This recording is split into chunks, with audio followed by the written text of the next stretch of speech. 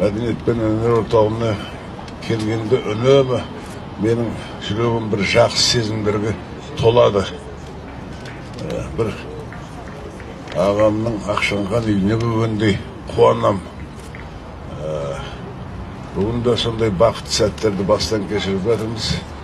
Оның үстіне мынау София шешеміз бен Салтанат жеңгеміздің өздерінің ағнакелі жарларының тас мүсіндеріне келіп гүл қойып жатқан сәтін көрудің өзі бір тарихи мезет қой деп ойлаймын бізге бұйырған. Қадекеңнің соңына ердік, қасында жүрдік, қолына су құю бақытына ие болдық. Қадекең бір жерде маған бір наз айтқаны бар еді. Сен осы неге Тұманбайшыл болып кеттің? Сен маған жақынсың ғой табиғатыңмен деп. Соған қуанамын. Мынау Қадыр-Мырза Әли атындағы мәдениет және өнер орталығы бір руханияттың шырағы жанып тұрған жақсы мекен болды.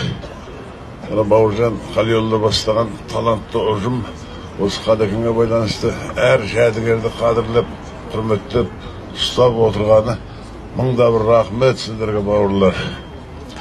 Қадекең дүниеден озғанда Әуезов театрынан шығарылды. Астанадан келген ең үлкен дәрежелі шенеунік президент администрациясының әкімшілігінің Майлыбаев деген азамат еді. Сол сөз сөйлеп, бүгін өмірден қазақтың ойлы ақындарының бірі өтті деді.